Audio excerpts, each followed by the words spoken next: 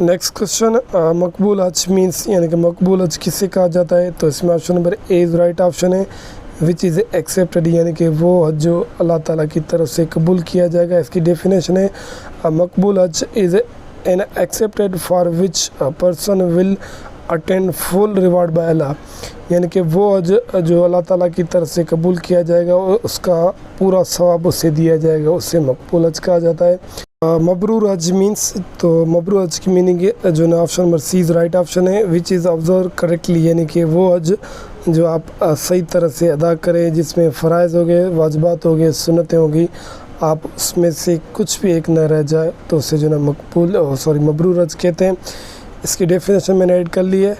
मबरूर हज के मुतल्लिक़ आप थोड़ा पढ़ लें, यानी कि आप हज के दौरान किसी भी किस्म का झगड़ा ना करें या कोई गाली गलौच ना करें, तो इसे जो ना मबरूर हज कहा जाता है। ये हदीस का मफ़हूम है। नेक्स्ट क्वेश्चन है, name the term who's avoidance is rewarding and although doing it is not a sin yet it is a sort of vice. इसका मकसद है कि उस इस्तिलाह अमल का नाम बताएं जिसके करने से तो सवाब मिलता है, अगर ना किया जाए या किसी मजबूर से रह जाए तो उस पर कोई गुनाह नहीं है। तो इसमें option number A is right option है।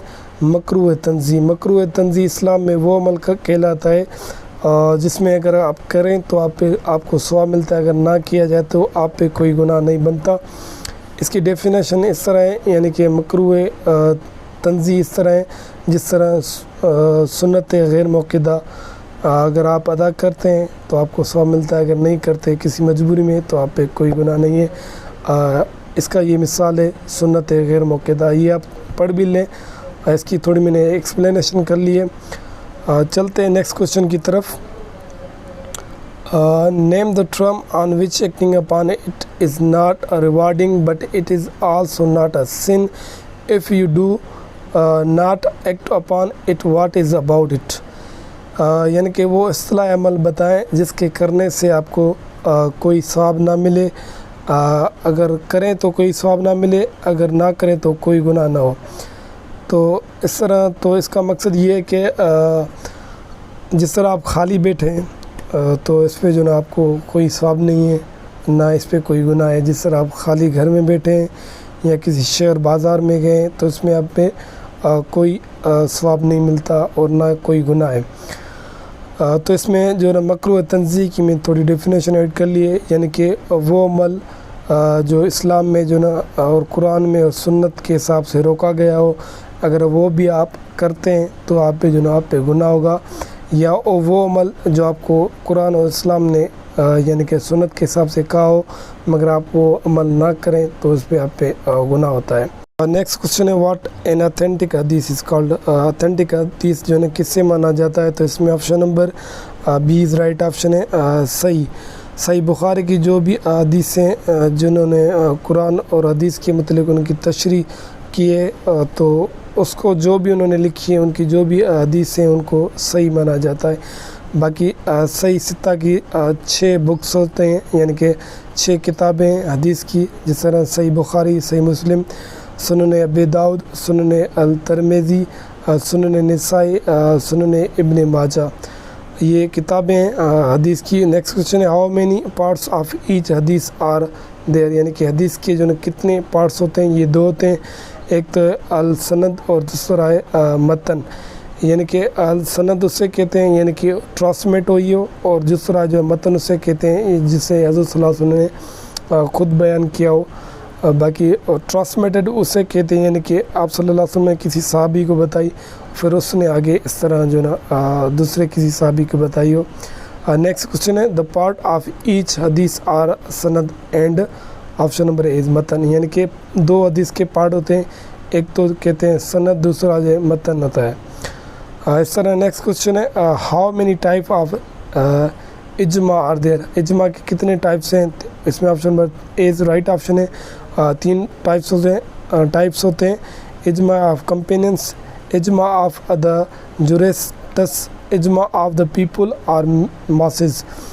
इजमा की डेफिनेशन है इस तरह है कि literal mean agreement on matters, यानी कि किसी भी मैटर पे एग्रीमेंट होना, इसकी मीनिंग ये है।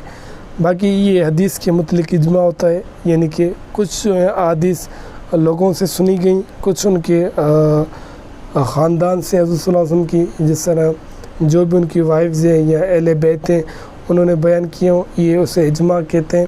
نیکسٹ کوشچن ہے انالوگی سینونیم آف، انالوگی کا جو ہے سیم ورڈس مینس کون سا ہے؟ تو اس میں آپشن بی از رائٹ آپشن ہے قیاس۔ قیاس کی میننگ اس طرح ہے، یعنی کہ عربی کا لفظ ہے، یعنی کہ قرآن اور سنت کے مطابق جو بھی فیصلہ یعنی کہ جو بھی تشریح بیان کی جائے اسے قیاس کہتے ہیں۔ اس کی ڈیفینیشن میں نے ایڈ کر لی نیچے انگلش میں، آپ پڑھ لیں۔ باقی 4 سورس آف اسلامک لا ہے، یعنی کہ اسلام کے جو 4 سورسز ہیں جہاں سے آپ اسلامک نالج حاصل کرتے ہیں، یعنی کہ جو بھی مسئلہ ہو تو اس میں پہلا قرآن ہے، دوسرا جو سنت، تیسرا اجماع اور چوتھا قیاس۔ آپ قرآن سے، سنت اور اجماع سے جو بھی اسلامک مسائل ہیں یا جو بھی پرابلم ہے وہاں سے آپ لیتے ہیں۔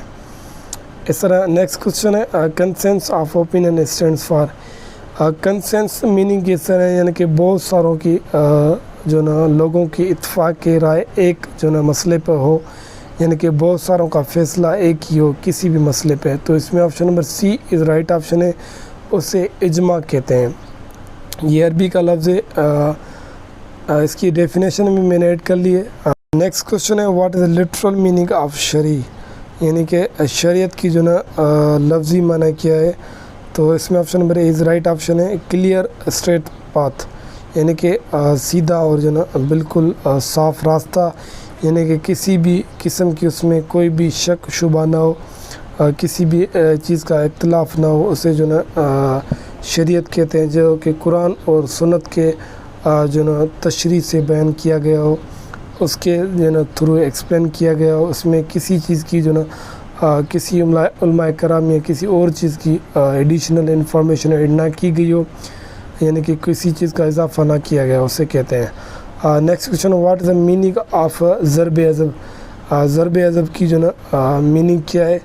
تو اس میں آپشن ڈی رائٹ آپشن ہے شارپ اینڈ کٹنگ اسٹرائک۔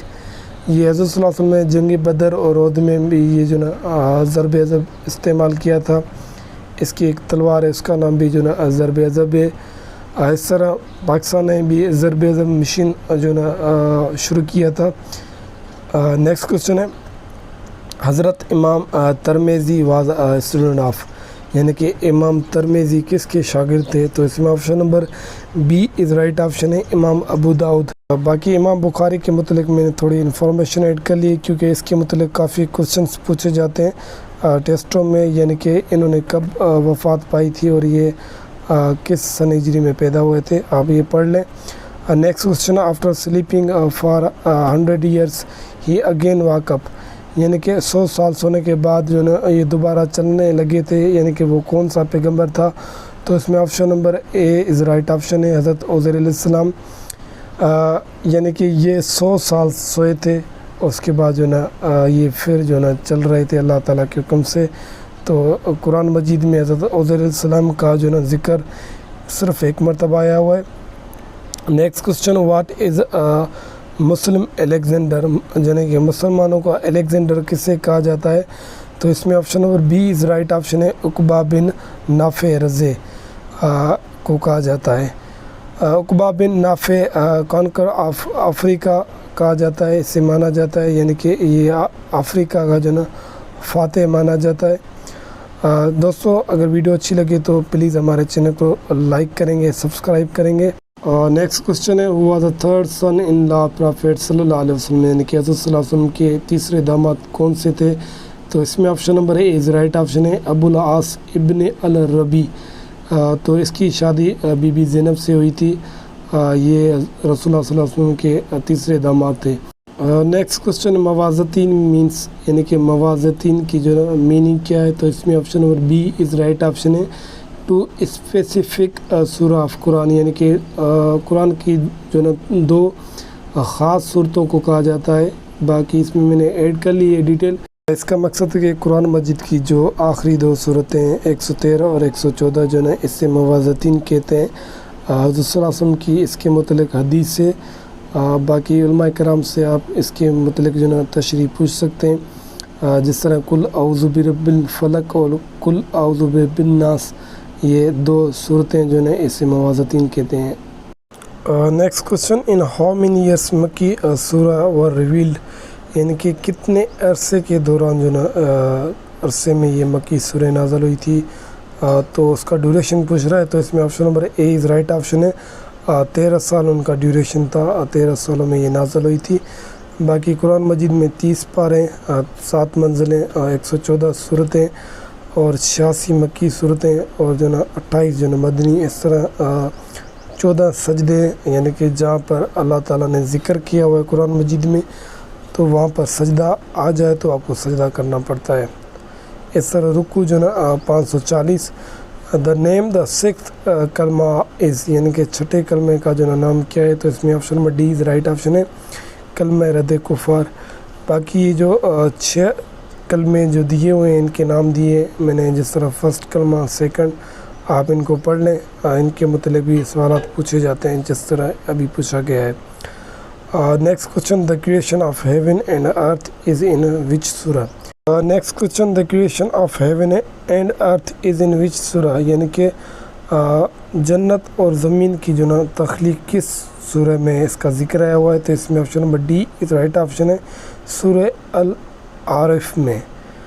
باقی قرآن مجید کی جو سورہ ہیں ان کی جو نا کیا کیا میننگ ہے، جس طرح سورہ یاسین کو کہا جاتا ہے ہارٹ آف قرآن، سورہ رحمان کو نا بیوٹی آف قرآن، اور سورہ نمل کی جو نا انگلش میں میننگ اینٹس، یعنی کہ چونٹیاں۔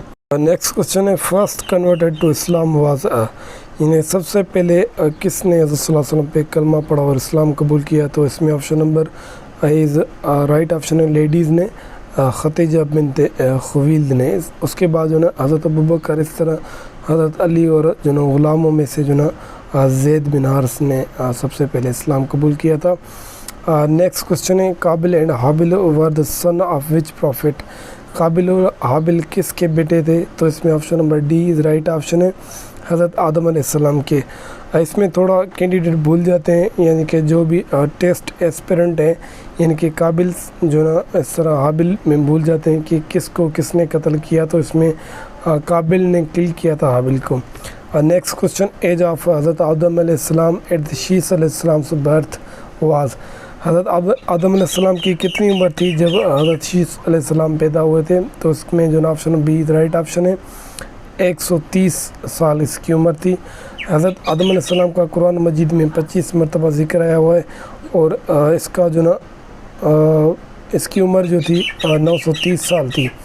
باقی دوستو یہ ہماری ویڈیو اینڈ ہوئی، کوئی بھی مسٹیک ہو تو ہمیں پلیز بتائیں گے، اور ویڈیو اچھی لگی تو سبسکرائب کریں گے۔ اللہ حافظ، بائے بائے۔